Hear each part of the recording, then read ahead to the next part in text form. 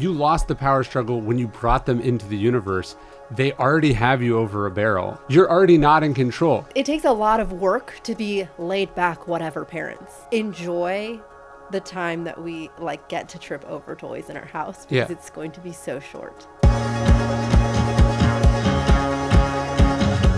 So I had this thought when I was dropping Jonesy off this morning. He needed he's like, I want 2 more minutes or whatever before he dropped him off. He just wanted to sit in the car for 2 more minutes before I dropped him off. And I was like, but I have stuff to do. I have this book to finish.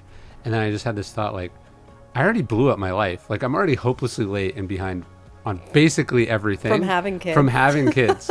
What is 2 more minutes? Do you know what I mean? It's like, if you're hopelessly bankrupt, you don't have to sweat every penny because you're not possibly going to ever be made whole. And that was actually very freeing.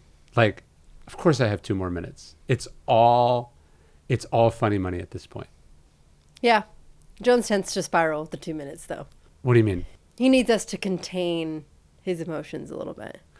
Well, first off, I'm not going to do this absurd role reversal where you're arguing what I normally argue and you don't actually mean what you're saying. I don't. But I would prefer that you, given that it is a podcast and we're trying to get...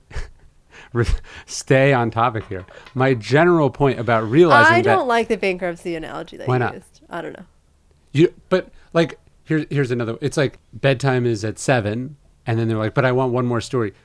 The 7 is a made up time. You already gave up your night. What are you trying to shave 5 minutes off of this thing for?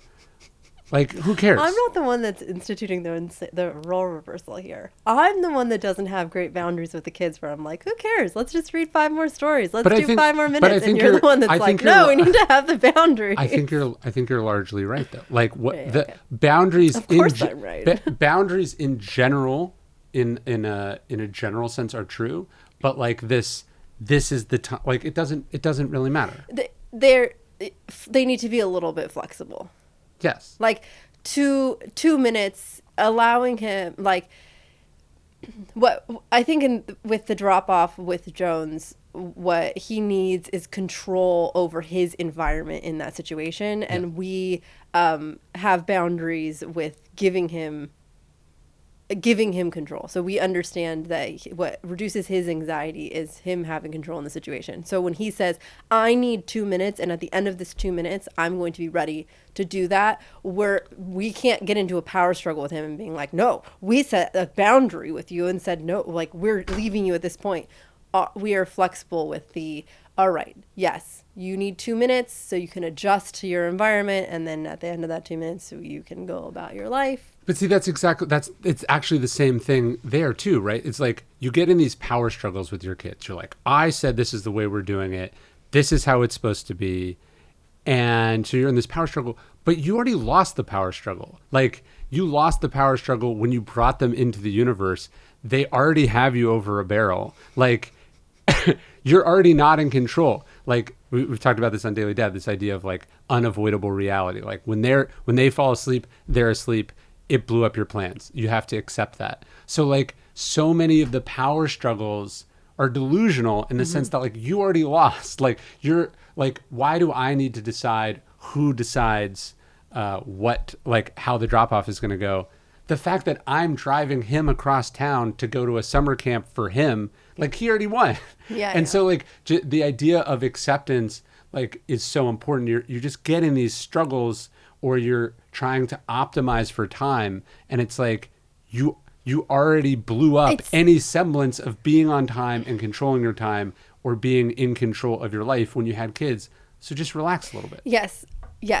But parenting and having children and setting boundaries is so layered and so complicated. Yeah. So you're okay, we can't get in this power struggle. We need to be a little bit more flexible. We already lost the battle.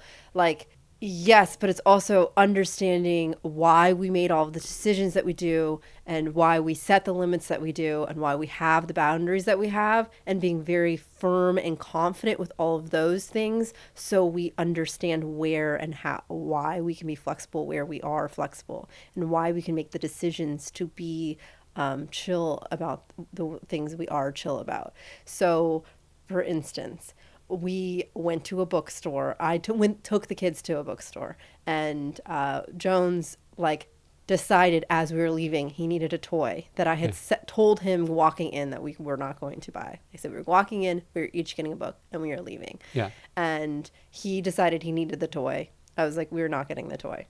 And he started to throw an epic meltdown that was like very obvious from the beginning was not about the toy. Right. It said he was tired or scared or it's There's very rarely else about that going thing. on. Yeah. Right. Yeah. And the kids are both tired. They're both hungry.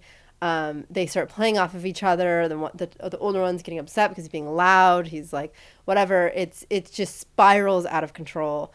And like, okay, if I'm not set in all of those things that I just mentioned, like if I don't know, like, it's really easy to just be like, who cares about the toy? I could just buy him the toy. Right. Except for like, I understand my child well enough in that situation. I understand what's leading up to those whatever. I understand why I set those boundaries to know that it's not about the toy. That if I just bought the toy, that temper tantrum or like why he's spiraling would just turn into something else. Right. So like I can be flexible in the ways that we parent, and if we are set and confident in the other things. Like we are confident about the camp we're sending our kids to, about arriving on time, about how we prepared our children, about how we like emotionally set them up, about how he handles his anxiety.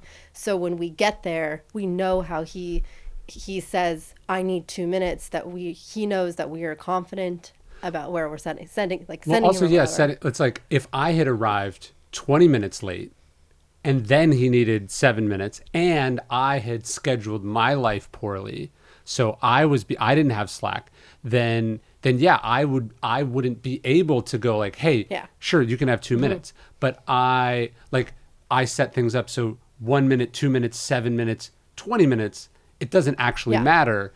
And that's really important. It takes a lot of work to be laid back, whatever parents. Another sort of analogous situation is the mess. It's like you brought children into the world, so you already made the decision for your house to be messy, to then resent them or feel bad about yourself, right, or fight this impossible Sisyphean battle to keep it clean. Like you already made the decision for your house to be messy to a degree. This isn't to say you just utterly embrace the mess and squalor and filth, but you decided for things to be messy, right? And so you already made that decision, so you have to accept it. It's not fair to you or them to think you can have both things at the same time, which is have a house with kids and a house that looks like you don't have kids. Right. And also, like, I think like we have to accept that we have to take some responsibility, like, about the state of our house. Like, one, sometimes we get frustrated or upset about, like, okay, our house is messy because we have children, but, like, we haven't totally set them up for success in the way that, like, their rooms are set up to make it so it's easy for them to, like, clean them up. And then we also are often pause and check in with each other where it's like, let's just enjoy the time that we, like, get to trip over toys in our house because it's going to be so short. Yes. And like love that this is like a way we get to interact with our kids, where there's like, we're actively like playing Legos all the time. Of course. Right. Like there's a privilege in dropping your kids off to school and having that extra time and the house being messy and the bedtime taking longer. Like this is all stuff that you might as well enjoy. And again, you already decided, so just embrace it. Don't resist the thing that you already chose.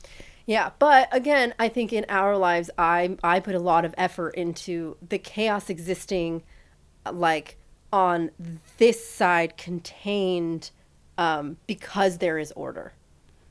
Or even like we sort of decided that the kids don't get to control the living room anymore, so all their stuff is in their rooms or upstairs, like in the play area. Right. And like their stuff does trickle down and in the living room. But I feel it's less the mess is less oppressive because it's in their space. Yeah. And it's like it goes back to their having space. A clean space is important to me. It's not important to a 5-year-old, right? Or if it's messy, it's your mess. Yeah, of and course. Then you can clean it, right? Of course. But again, it like it all has a place to go, so it can go back, and so there is, and I think that that's like symbolic of like the emotional labor and like the boundaries that we're discussing with like the drop off. Like we can allow those 2 minutes because we're putting in the work for because the rest of the life isn't a disaster. Yeah, it's not like what's spending a couple extra dollars when we're already bankrupt. It's like our finances are in order. Right. So yes. we can spend. No, when you have your stuff in order, then you don't have to sweat. Well, Ramit talks about this. He's like, don't sweat $3 decisions, sweat $30,000 like decisions. Buy the Starbucks. Yeah, right. So it's like, if I had been procrastinating on my book for months and months and I was way behind and the deadline was looming, then those extra 3 minutes, I couldn't afford. Right. And then you're taking it out on your kid. Right. And again, like he or she didn't have anything to do with the fact that you are in bad shape. And so for you to be like, no, you don't get 2 minutes to get yourself ready before you have to go do this thing that's overwhelming to a 4-year-old or a 5-year-old or a 15-year-old. Like I chose that. So I have to get my stuff in order so you have the space to do and be what you want to be. Right. Like, are we angry at the kids and rushing them out the door and snapping at them because like we didn't do the work that we needed to do the night before to pack their lunches or set our alarm on time or get our stuff ready? Yeah, or are we doing it because like of decisions that they made? Like, no, they're all our decisions. If you feel like garbage because you eat garbage, if you are grouchy because you're tired and you stay up way too late scrolling on your phone, like you're then not going to have the patience or the space or the self-control to be what your kid needs. And that's not fair to them at all.